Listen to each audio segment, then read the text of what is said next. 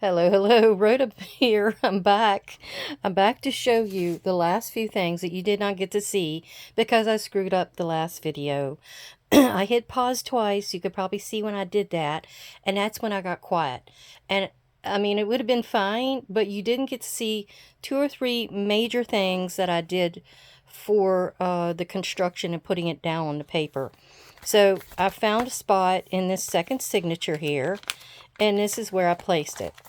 Well, the part you did not get to see is me putting down this manila envelope to the yellow one.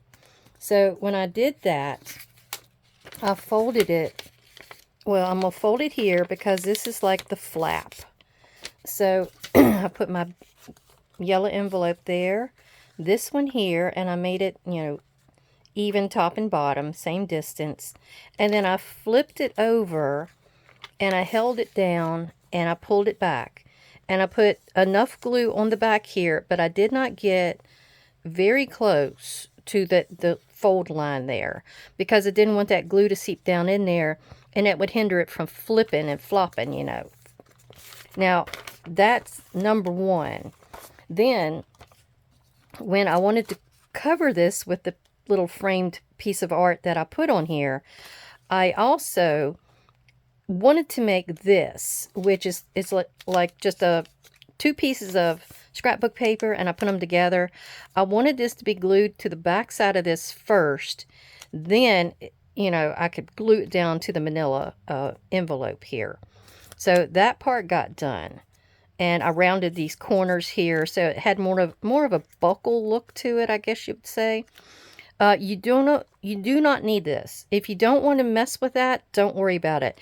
It was just that when you're flipping through the book or whatever, I didn't want the envelope to be flapping and flopping.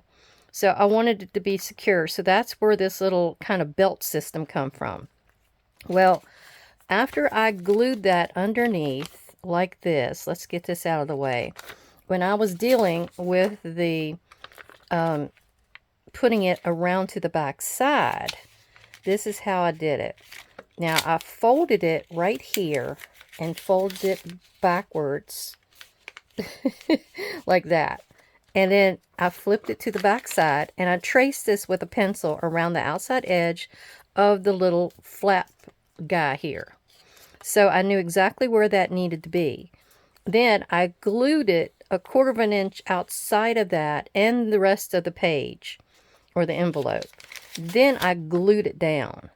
And then that allowed me to have a little empty channel in there to put this in. Now I did one score right there at the edge of where the yellow envelope would match this little flap thing.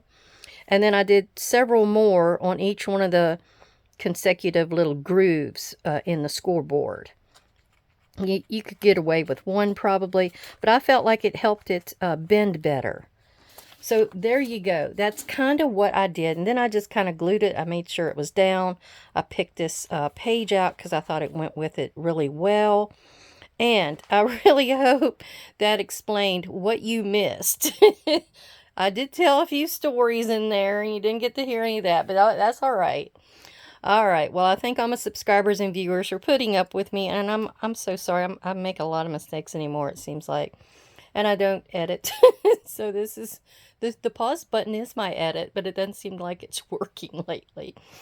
All right. Well, thank you, and everybody have a great day. Bye bye.